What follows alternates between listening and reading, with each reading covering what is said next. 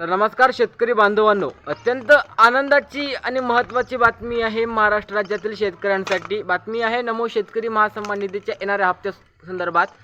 बातमी आहे मित्रांनो नमोच्या 8व्या हप्त्या संदर्भात आणि 9व्या हप्त्या संदर्भात। तर हो मित्रांनो, राज्यभरामध्ये आता दोन्ही हप्ते सोबत मिळणार आहेत अशी मित्रांनो मोठ्या प्रमाणामध्ये एक बातमी प्रचंड प्रमाणात व्हायरल होत आहे।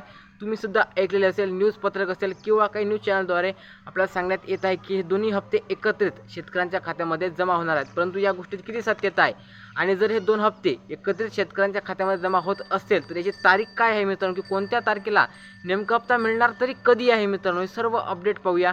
तुम्ही चॅनलवर नवीन असाल त्वरित आपल्या चॅनलला सबस्क्राईब करा आणि बेल आयकॉनवरती सेट करा, कारण की अशा अपडेट तुम्हाला सर्वप्रथम या चॅनलवरती पाहायला मिळतात। तर सर्वप्रथम हे पहा की न्यूज खरी आहे की नाही की दोन हप्ते सोबत मिळणार आहेत।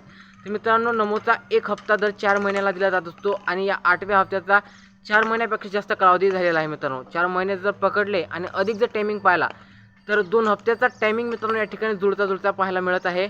आणि 2 हप्त्याचा टायमिंग होऊन जर का एक हप्ता मिळत असेल तर मित्रांनो हा थोडंसं चुकीचं आहे। म्हणून 2 हप्त्याचा टायमिंग झाल्यानंतर दोन्ही हप्ते आपल्याला सोबत मिळायला पाहिजेत अशी हे जे तर्क आहेत मित्रांनो, या तर्कावरून आपल्याला असं सांगण्यात येत आहे की नमोचे दोन्ही हप्ते सोबत मिळणार आहेत।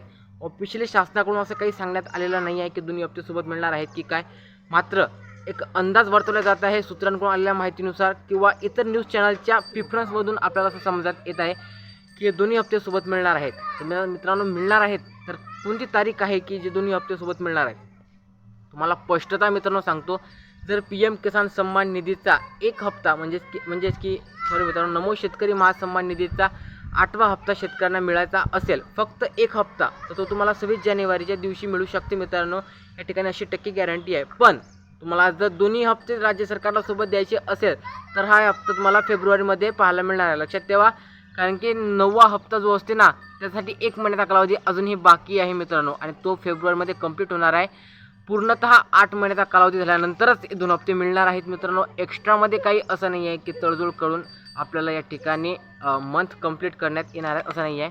जर शासनाचा निर्णय असेल एक हप्ता देण्याचा तर तुम्हाला तो 26 जानेवारी निमित्त देऊ शकतात आणि जर 2 हप्ते द्यायचा विचार असेल तर तो आपल्याला फेब्रुवारीमध्ये मिळणार आहे। लक्षात ठेवा, एक हप्त्याची जी रक्कम 2000 असते आणि 2 हप्त्याची 4000 रुपयाची रक्कम शेतकऱ्यांच्या खात्यामध्ये जाहीर होऊ शकते मित्रांनो। कारण की खूप सारा टायमिंग या ठिकाणी हप्त्या संदर्भात झालेला आहे आणि हप्ता कधी मिळणार आहे हा शेतकऱ्यांना खूप मोठा प्रश्न पडलेला आहे। कारण की आपण पालक मागच्या वर्षाचा 7वा हप्ता होता ना, त्यालासुद्धा 6 महिन्याचा कालावधी राज्य सरकारनं लावलेला होता आणि या अनुषंगाने जर पाहण्यात आलं तर राज्य सरकार आपल्याला का जर 6 महिन्याच्या अंतराला हा हप्ता देणं आहे की काय असा प्रश्नसुद्धा या ठिकाणी येत आहे मित्रांनो। पण असं काही नाही आहे।